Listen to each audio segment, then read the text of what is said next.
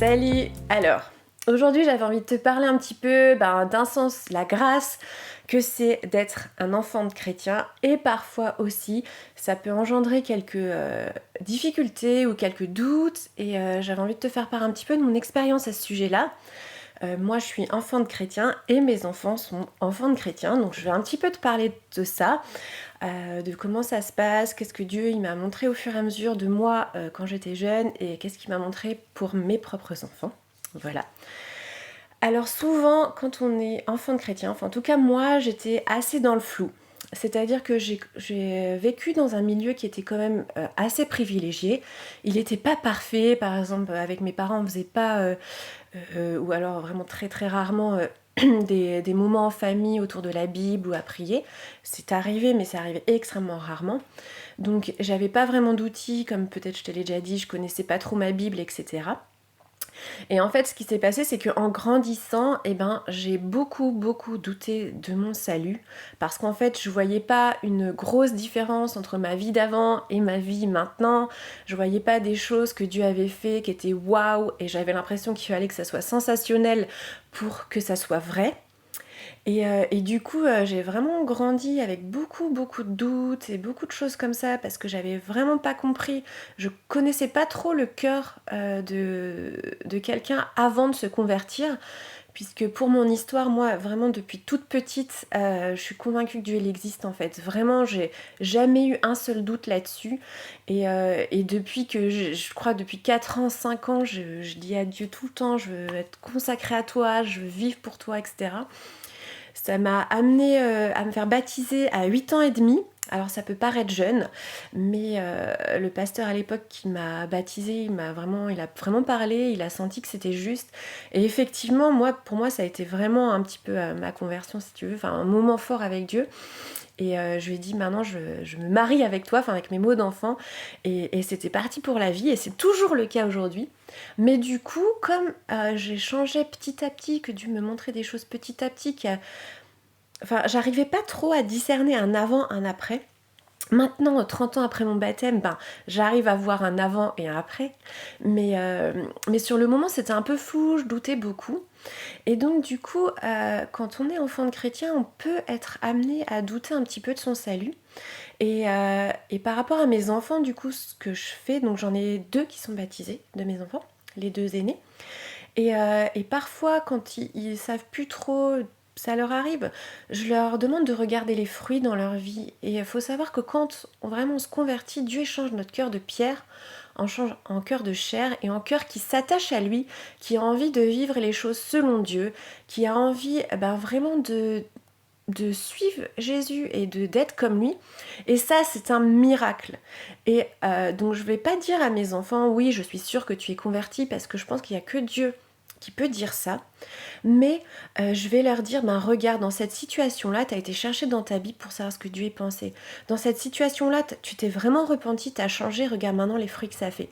Donc je vais leur apprendre à s'examiner soi-même, comme la Bible elle le dit, qu'on examine toutes choses et qu'on s'examine soi-même pour voir si on est dans la foi. Et vraiment j'essaie de les encourager à voir le fruit et à s'examiner. Mon but c'est pas de leur mentir et de leur dire t'es converti alors que t'es pas converti, parce que ça c'est mon deuxième point, je vais en parler tout à l'heure. Mais mon premier point, c'est de vraiment rassurer sur est-ce qu'il y a une œuvre de Dieu en toi ou pas. Et ça, la Bible, elle est très claire. On voit beaucoup de choses dans la Bible qui permettent de définir ça ou pas. Moi, mes 2 autres grands, j'ai une qui montre des signes vraiment d'intérêt à Dieu, qui vraiment chante de tout son cœur, et je vois vraiment Dieu faire des choses. Mais j'ai un enfant qui pas du tout. Il est vraiment imperméable aux choses de Dieu, enfin en tout cas pour l'instant en apparence.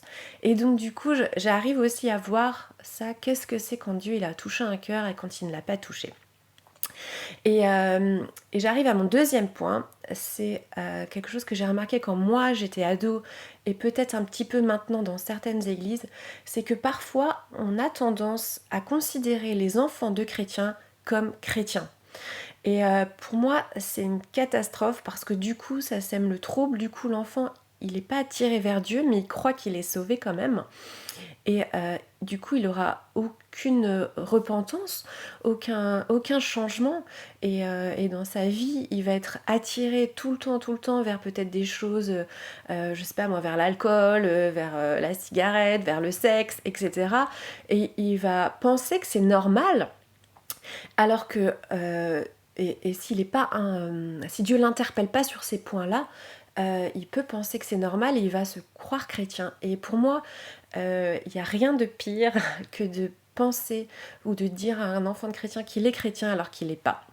Et c'est vrai que du coup, moi, c'est quelque chose dont je suis très sensible pour mes propres enfants. J'ai pas envie qu'on dise à mes enfants qui sont chrétiens si on n'est pas sûr. Et j'ai envie que voilà, ça soit Dieu qui valide ça dans leur cœur. J'espère que vous arrivez à me comprendre là. Après, nos enfants, quand ils naissent, ils sont exactement comme un enfant dans n'importe quelle famille. Il est pécheur. Et il va avoir un milieu peut-être privilégié parce que ben voilà, on va lui parler avec amour, on va essayer de lui donner des bonnes choses, il va avoir un environnement qui va être vraiment bon. Et ça, c'est une grâce. Et l'enfant, il peut vraiment remercier Dieu et remercier ses parents pour avoir un environnement sain et vraiment sans violence, par exemple, ou sans humiliation, sans choses comme ça. Mais ça n'en fait pas pour autant un chrétien. Le cœur d'un enfant, de mon enfant quand il est né, c'est exactement le même cœur qu'un enfant qui va déshonorer ses parents, qui va être menteur tout le temps, qui va être violent, qui va aller peut-être être délinquant, qui va peut-être, je sais pas, vendre de la drogue, taper ses parents, etc. Le cœur, il est le même.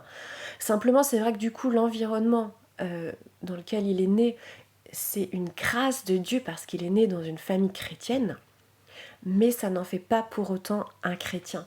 Et parfois, c'est compliqué parce que moi, j'ai mes enfants qui se tiennent à peu près, qui sont vraiment corrects, mais pour autant, ils sont pas convertis, certains ne sont pas convertis.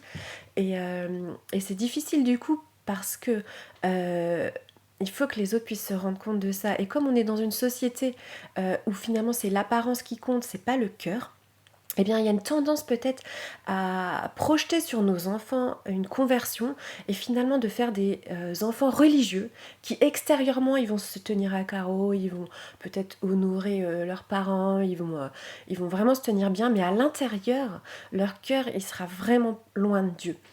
Et c'était juste des warnings que j'avais envie de proposer aujourd'hui, de dire qu'on puisse faire attention à nos enfants qui ont cette chance de vivre dans un milieu privilégié. Pour autant, ça ne veut pas dire qu'il n'y aura pas besoin qu'ils se repentent sincèrement et que Dieu il change leur cœur de pierre en cœur de chair et que Dieu y fasse vraiment une nouvelle naissance. Le premier miracle que Jésus il a fait quand il est mort, c'est de pouvoir nous pardonner de tout ce qu'on a fait et tout ce qu'on fera alors qu'on ne le mérite pas. Et le deuxième miracle, c'est de pouvoir changer nos cœurs pour que nos cœurs soient attachés aux choses de Dieu et pour qu'on ait envie vraiment de ressembler à ce que Jésus il a prévu pour nous.